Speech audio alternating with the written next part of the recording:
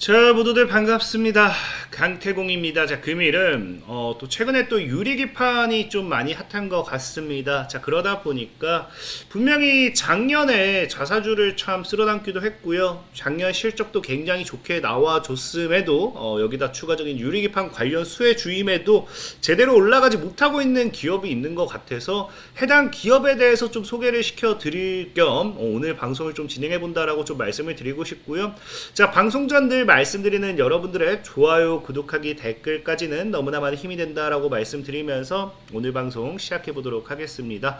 자, 일단은 뭐 제가 지금 또 유리기판 관련되어 있는 이야기를 하면은 또 뭐 양자 죽으니까 또 그 수급 또 이제 시장에 이슈가 되는 유리기판을 다루네라고 하실 수도 있는데, 사실 유리기판 관련되어 있는 이야기, 유리기판 관련 수혜주들 이런 것들은 작년부터 이슈가 됐던 거기 때문에 작년에도 지속적으로 몇 번씩 다뤄드렸다라고 좀 말씀드리고 싶고요.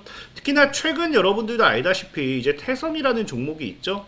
자, 태섬 같은 경우도 보면 알겠지만 최근에 이제 반도체 핵심 기술 유리기판 관련되어 있는 장비를 연내 양산한다는 기대감이 부각이 되면서 또 급등이 나와줬어요. 근데 이 태섬 같은 경우도 실질적으로 보면 알겠지만 이 당시 제가 이제 태섬이라는 종목을 이제 지금 못 사면 땅을 치고 후회한다라고 하면 추천드렸던 때가 언제냐고 하면 11월 29일입니다.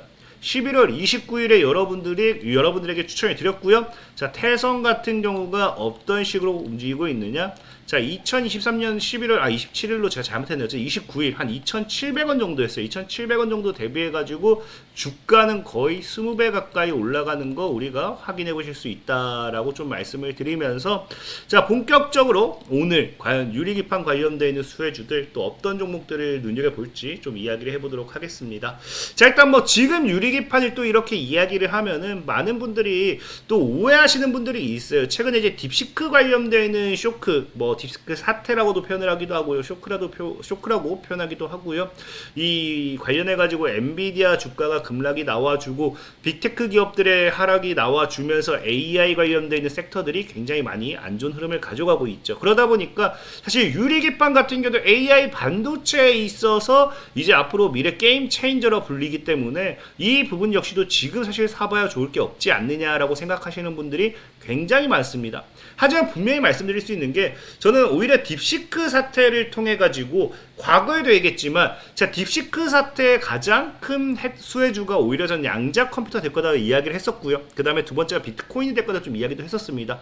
또 세 번째로는 이제 이 유리기판이 될 거다라고 전 좀 이야기할 수 있는 게 뭐냐고 하면은, 여러분들이 시장에서 보시면 아시겠지만 사실상 엔비디아 같은 경우도 지금 뭘 이야기하고 있느냐, 엔비디아 같은 경우도 최근에 뉴스 나오는 거 보면은 딥시크 사태로 하락을 했지만 뭐한다, 오히려 한국 반도체 산업에는 이게 호재로서 작용을 한다라는 거예요. 그러면서 지금 이제 엔비디아를 포함한 다른 기업들이 AI 반도체 패권 변화 속에 있어서 경쟁이 더 심화되는 모습을 우리가 확인해 보실 수 있다라고 좀 보시면 좋을 것 같고, 특히나 이제 이 엔비디아 같은 경우도 오히려 지금 뭐한다, 딥시크가 이제 출시를 하니까 이게 뭐 괜히 강한 척을 하는 건지는 모르겠지만, 자, 보면은 뭐라고요, 그 젠슨항 CEO가 딥시크는 내가 말한 그대로다, 그래서 지금 오히려 찬사를 보냈다라고 하죠.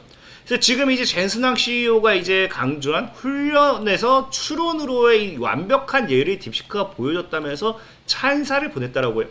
그러면서 오히려 이런 딥시크의 출현이 이런 뭐 AI의 이 AI 랠리에 있어서 이제 거품에 있어서 찬물을 끼얹는 게 아니라 오히려 딥시크를 통해서 뭐 할 수밖에 없다. 보면 알겠지만 GDDR7에 이제 또 수요 또한 증가할 거라고 하면서 오히려 이제 엔비디아에 대한 실적 기대감을 또 집어넣기 시작하죠. 그러다 보니까 실질적으로 지금 이제 엔비디아의 차트를 본다 하더라도 굉장히 차트도 양호해요. 지금 현재 이게 뭐 120달러를 크게 깨지 않는다라고 하면은 오히려 반등을 얼마든지 할 수 있는 구간대에 와 있다 좀 생각을 해보고 있고요. 그게 아니라 하더라도 저는 100달러를 깨지 않는 이 선에서는 차트적으로 봤을 때는 엔비디아 역시도 지금 자리에서는 여러분들이 오히려 조정에서의 매수도 유효하다라고 좀 생각을 해보고 있습니다. 아무튼 이처럼 엔비디아가 실질적으로 이제 젠상 CEO가 딥시크 사태를 통해서 현재 이런 엔비디아의 상황이 전혀 나쁜 게 아님을 밝히다 보니까 AI 자체, AI 반도체 이런 섹터 관련되는 수혜주들이 지금 이런 하락 속에서 오히려 저가 매수의 기회가 될 수도 있다라는 건 분명하다라고 좀 말씀을 드리고 싶고, 특히나 지금 뭐 이런 엔비디아 별개로 이 딥시크 사태가 굉장히 중요한 게 뭐냐, 이 애초에 이런 딥시크가 이제 그 최근에 여러분 보면 알겠지만 문제가 되는 게 중국이잖아요. 그러니까 사실 중국이 뭘 만든다라고 하면은 이 전 세계적으로 그렇게 좋아하지는 않습니다. 여러분들 뭐 우리가 중국 어플 뭐 이용 안 하는 게 뭐 개인정보 유출 해킹 뭐 이런 것도 많잖아요. 그러다 보니까 이런 AI라든지 양자라든지 이런 분야에 있어서 중국에게 뺏기는 걸 굉장히 싫어하는 게 이제 미국입니다. 그러다 보니까 오히려 딥시크 사태 때문에 뭐까지 번지기 시작하느냐, 자 여러분들 모두 알다시피 지금 따라오는 게 뭐다, 이제 저비용 딥시크 쇼크로 인해 가지고 뭐한다, 미중이 본격적인 AI 전쟁에 불붙었더라는 거예요. 그러면서 지금 사실 뭐 미국 같은 경우는 저사양 AI 칩도 뭐 중국 수출 규제 검토하기 시작했고요. 트럼프 같은 경우도 지금 현재 또 중국의 경쟁에 집중하라는 경종 뭐 이런 이야기가 나오면서 오히려 본격적으로 AI 시장에 대한 이런 경쟁 관련되는 이런 이 패권 전쟁 관련되는 이야기들이 시장에 나오기 시작해요. 특히나 이제 오히려 이제 이 딥시크를 통해 가지고 저가형 이 AI라고 해야 될까요? 이런 이 큰 비용을 들이지 않고도 충분히 이 AI에 대한 이런 소프트웨어, 뭐 이런 챗 GPT 같은 이런 생성형 AI 이런 것들을 만들 수 있음을 이미 딥시크가 보여줬죠. 그러다 보니까 최근에 또 이슈가 나오는 게 이런 딥시크가 아니라 하더라도 알리바바 같은 경우도 이제 중국의 이제 알리바바 같은 경우도 새 AI 모델 출시했다라고 하면서 지금 오히려 다른 이 빅테크 기업들 역시도 이런 AI에 있어서 진출하는 모습을 보여주고 있어요. 그러다 보니까 오히려 지금 뭐가 된다? 이 AI 시장이 본격적으로 더 커지고 있다라 보는 게 전 좋다고 생각하고 있고요. 그러면 AI 시장이 성장함에 있어서 필수적으로 따라와야 되는 게 뭡니까? 당연히 이제 데이터 센터예요. 데이터 센터. 여러분들도 알다시피 최근에 이제 AI, 뭐 챗 GPT 이런 것들과 함께 전력줄이 가장 크게 올랐던 게 데이터 센터의 필요성으로 좀 보시면 좋겠죠. 그러다 보니까 지금 당장 이런 미중 패권 전쟁의 시작으로 인해 가지고 앞으로 데이터 센터의 이런 확장 이런 것들이 더 기대되는 추세고요. 특히나 여기에 플러스로 더해 가지고 여러분들이 알다시피 최근 트럼프가 이제 AI 규제 관련되어 있는 부분을 이제 완화시키면서 스타게이트, 이제 알죠? 이 미국의 빅테크 기업들이 뭐 700조가 넘어가는 이 AI 관련된 투자를 하겠다라는 이야기가 나왔죠. 근데 이 부분 역시도 지금 당장 뭐가 진행이 되느냐? 보면 알겠지만 미국의 스타게이트 1호가 AI 데이터 센터예요. 그래서 뭐가 된다? 뉴욕 센트럴 파크 규모로서 이제 본격적으로 이제 진행이 된다라는 걸 우리가 확인했을 때는 앞으로 이런 이 트럼프 현 대통령의 지금 정책과 그다음에 뭐다? 이런 이 빅테크가 아니죠. 이제 딥시크 사태로 인한 이 AI 경쟁 이런 걸 봤을 때 데이터 센터가 굉장히 더 확장될 거다라는 걸 우리가 이해를 하셔야 돼요. 그러다 보니까 지금 시장에서는 이 데이터 센터의 확장과 함께 따라오는 게 뭐다? 유리기판의 상용화가 더 빨라질 거라는 거예요. 실질적으로 데이터 센터가 더 많아질수록 지속적인 문제가 되는 게 뭡니까? 이제 발열을 잡지 못한 것도 문제될 수 있겠지만 이런 이 발열적인 부분과 함께 더 많은 전력 소모량, 그 다음에 이런 것들을 봤을 때 계속해서 이슈가 되는 게 뭐다? 얼마나 적은 전력으로서 더 많은 효과를 내느냐, 그리고 이 발열을 어떻게 잡느냐 라는 부분이에요. 그래서 전에도 얘기했지만 발열을 잡는 부분에 있어서 사실은 뭐 이제 액체 냉각이라든지 액침 냉각 기술을 활용해도 괜찮아요.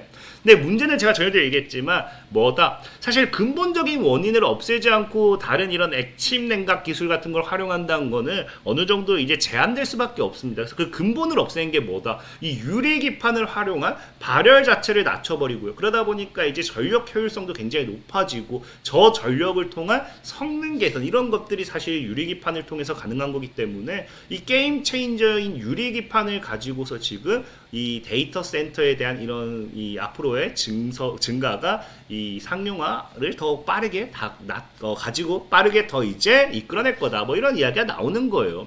어쨌든 그렇기 때문에 지금 시장에서는 우리가 뭐 해야 된다? 유리기판 관련되는 수혜주를 뭐 안 볼 수는 없다라고 생각을 해요. 그래서 지금 뭐 유리기판 관련해서 실질적으로 얼마나 더 빨리 진행이 될까를 봤을 때 아까도 얘기했지만 태성 같은 경우도 뭐 하겠다? 이 유리기판 관련되어 있는 장비를 뭐 양산 다수 기업과 구체적인 세부 사양 뭐 협의 단계다 보니까 당장 이 유리기판에 대한 부분, 상용화에 대한 부분이 정말 더 빨라지는 게 아닌가 좀 생각을 해보고 있습니다. 그래서 태성 같은 경우도 보면 알겠지만 뭐 이런 이슈가 나와주고 있고요.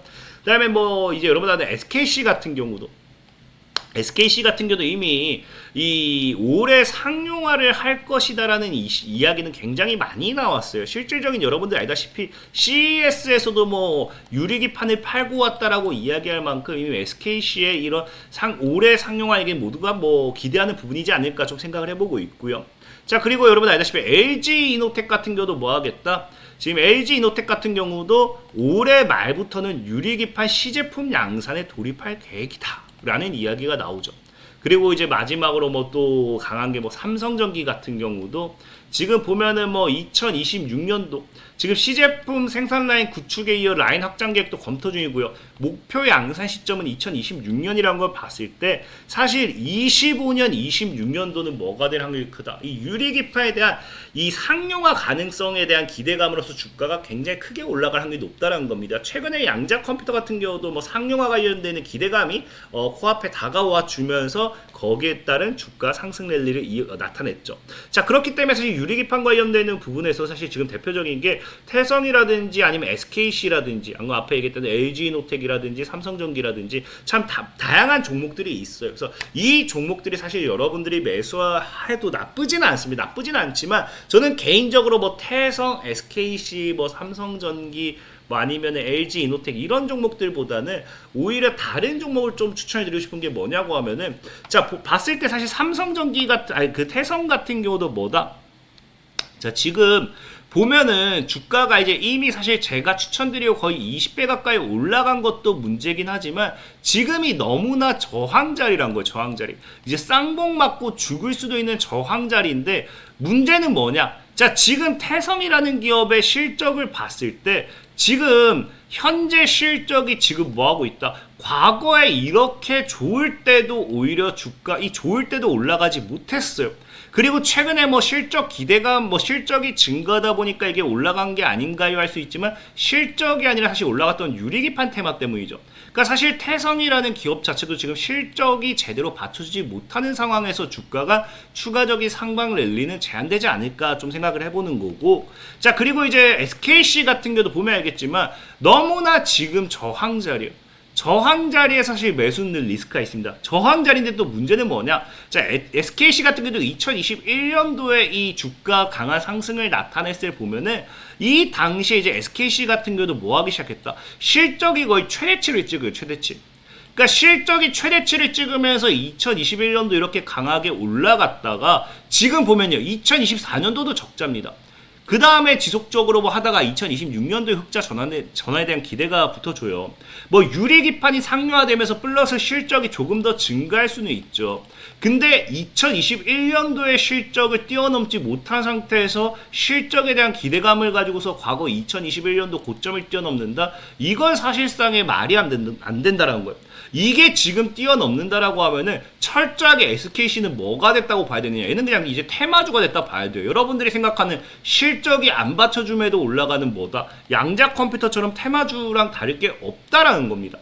자, 그리고 이제 뭐 아까 얘기했다 뭐 LG노텍 같은 경우는 그나마 전 차트가 제일 베스트다 생각은 해요. 이제 지켜주는 구간, 전에 있던 고점 때 저항 맞고 저항 뭐 이렇게 돌파 실패하고 지켜주고 반대 첫 터치기 때문에 사실 15만 전후를 크게 깨지 않는다라고 하면은 지금이 저가 매수 기술적인 반등 구간이 될 수도 있다라고 생각합니다. 다만 문제는 이제 LG 이노텍 같은 경우도 뭐 하고 있다? 자, 과거의 고점 실적을 뛰어넘지 못하고 있죠. 실적에 대한 기대가 오히려 2025년도는 2024년도보다 더 줄어들고 있습니다. 6년도에 좀 증가하고 있긴 하지만 이 실적에 대한 증가폭을 가지고서 과연 이 과거 고점을 뛰어넘을 수 있을까? 사실 뭐 유리기판 테마주로 가겠다라고 하면 뛰어넘을 수 있겠죠. 테마주로 가겠다. 근데 중요한 건 테마주 같은 경우는 상승, 이 고점에서 잘못 물리게 되면은 굉장히 손실 리스크도 크다라는 걸 생각하면은 과연 이게 맞는가에 대한 부분도 우리가 생각을 해봐야 된다는 거예요. 자, 그리고 이제 마지막으로 없는 삼성전기 같은 경우는 사실 10만원대를 크게 깨지 않는 선이라고 하면은 나쁘지 않다 생각하고 있어요. 나쁘지 않다 생각하고 있지만 문제는 이제 삼성전기 같은 경우도 이제 차트가 아니죠. 실적을 봤을 때 뭐가 된다? 지금 과거에 이제 고점 때 피크를 찍었던 2021년 대비해 가지고 실적이 제대로 회복되지 못하고 있다는 거예요. 그러니까 지금 여러분들이 앞서 얘기했던 최근에 강하게 이제 유리기판 관련돼 있는 상용화 임박 기대감을 올라가는 기업의 주가들이 뭐 하고 있다라는 거예요. 지금 이제 과거 최고점의 저항 구간에서 주가가 존재하고 있는데 과거의 실적을 뛰어넘지 못한 상태에서 지금 뭐 유리기판에 대한 제대로 본격적인 실적 매출에 기대가 반영이 안 되었다 할 수 있겠지만 어쨌든 25년도, 26년도 예상 매출을 봤을 때 이미 과거 주가보다 과거의 이런 과거보다 실적이 더 받쳐주지 않은 상태에서 이게 무조건적으로 올라간다라고 하면은 사실 여러분들이 생각하는 양자 컴퓨터가 실적도 안 받쳐주는데 이게 사는 게 맞냐와 뭐가 다르냐라는 거겠죠. 그래서 사실 저는 뭐 어쨌든 뭐 여러분들이 테마주로 본다라고 하면은 이런 해당 종목들 지금 뭐 매수한 것도 나쁘지 않다 생각하고는 있습니다. 어쨌든 뭐 그런 관점에서 봤을 때 그런 뭐 정말 유리기판 관련해 가지고 뭐 실적도 받쳐주는 그런 기업이 있느냐라고 물어본다라고 하면은 오늘 저는 이 종목을 좀 이야기하고 싶어요. 어떤 종목이냐? 바로 FNS테크요. FNS테크 같은 경우는 여러분들 알다시피 지금 현재 이제 그 과거에도 유리기판 관련돼 있는 수혜로 많이 엮였던 종목이고 실질적인 과거 이제 실적 대비해서는 아직은 뭐예요? 아직은 많이 약합니다. 많이 약하지만 이게 2024년도고요. 25년도, 26년도에도 이제 긍정적 아직 예상 실적은 나오지 않았지만 오히려 실적에 대한 긍정적인 모멘텀이 더 많은 부분이에요. 그럼 제가 봤을 때는 25년도에는 이미 23년도에서 24년도 4배가 증가했습니다. 25년도에는 적어도 최소 바라보는 매출이 영업이익이 100억은 바라보고 있다고 좀 생각을 하고 있어요. 그렇기 때문에 오히려 지금 이제 FS테크 같은 경우도 전년 대비해서 매출도 4배나 증가 상태에서 매출이 아니죠. 영업이익이 4배나 증가 상태에서 내년부터 정말 유리기판에 관련되어 있는 부분으로 해가지고 실적이 받쳐줬을 때는 과거 이 매출의 고점을 뚫기에는 충분히 무난하게 뚫을 수 있다라고 좀 생각해 보시면 좋을 것 같고요. 특히나 이 FN스테크 같은 경우가 지금 현재 유리기판 관련해 가지고는 일단은 뭐 자사주 취득과 뭐 실적 발표 관련돼 있는 기대감에 상승한다고 하면서 지속적인 자사주 취득하는 걸 우리가 과거부터 확인해 보실 수 있습니다. 자, 그러면서 최근에 이제 뭐 유리기판 관련해 가지고도 뭐 한다. 이제 브로드컴이 차세대 반도체 기판, 유리기판 도입 관련돼 있는 이슈가 나올 때마다 뭐 하고 있다? FN스테크 같은 경우는 이미 유리기판 관련 장비 개발에 투자해 왔으며 실질적으로 유리기판 관련주로서 시장에서는 바라보고 있다라는 걸 우리가 확인해 보실 수 있죠. 자, 그러면서 이제 이 FS테크 같은 경우는 식각 장치 관련해 가지고 이런 그 식각 장비 관련되는 반사익 수혜를 받아요. 근데 식각 장비 같은 경우는 여러분들 알다시피 태성이 관련해 가지고 이런 장비 개발을 하기도 했죠. 사실 최근에 급등했던 거는 뭐 전처리 관련된 이런 부분이긴 하지만 뭐 식각 관련되는 부분도 작년에 이슈가 돼서 주가가 올라갔던 거를 부정할 수 없기 때문에 이번 FS테크 같은 경우도 같이 또 이슈가 될 수도 있지 않나 좀 생각해 보고 있고요. 특히나 FS테크 같은 경우도 보다시피 이 정말 기술력은 이미 시장에서 인증받았습니다. 그러면서 이 식각 공정 관련되어 있는 장비 관련된 공정 자체가 이 반도체 관련되어 있는 부품 제조 과정에서 필수적인 단계다 보니까 앞으로 이슈를 받으면 받았지 못 받을 수는 없다 생각하고 있어요. 그래서 지금 뭐 이 유리기판 관련된 종목으로서 FS테크가 꼽히고 있는 거는 충분히 여러분 확인해 보실 수 있고요. 중요한 건 어쨌든 이 FS테크가 그럼에도 지금 차트를 봤을 때 사실 지금 뭐 주가가 상승했다라고 하면 상승한 걸로 볼 수도 있겠죠. 하지만 고작 상승해봐야 35%다. 그리고 차트가 지금 뭐 8,000원대를 크게 깨지 않는다라고 하면은 오히려 이런 지금 8,000에서 16,000원 이게 뭐예요? 이제 박스권이라고 우리가 표현할 수 있어요. 그래서 기술적으로 이미 16,000원 정도까지 추가적으로 열린 구간이다 보고 있고요. 이 전고점대를 뚫어내면서 박스권을 돌파했을 때는 오히려 더 강한 상승 랠리도 나와줄 수 있지 않을까 좀 생각을 해보고 있습니다. 다만 FN스테크 같은 경우 지금 일봉상 흐름 봤을 때 지금 너무 강한 저항자리예요. 저항자리이기 때문에 전 조정이 올 거라 생각하고 있습니다. 그래서 개인적으로는 이런 삼각 수렴 이후에 강한 상승이 나와주지 않을까 좀 생각해보고 있고요. 그렇다라고 하면 지금 여러분들이 분할 매수 포지션 잡는다고 하면은 9,000원까지는 입을 열어두시고 좀 분할 매수하면 좋겠죠. 그래서 그런 관점에서 FS테크 한번 눈여겨보시라 좀 말씀드리면서 오늘 유리기판 관련된 모멘텀의 수혜주 소개 좀 마무리 짓도록 하겠습니다. 자, 지금까지 강태공이었고요. 여러분들의 좋아요, 구독하기, 댓글까지는 너무나 많은 힘이 된다 말씀드리면서 자, 모두들 안녕.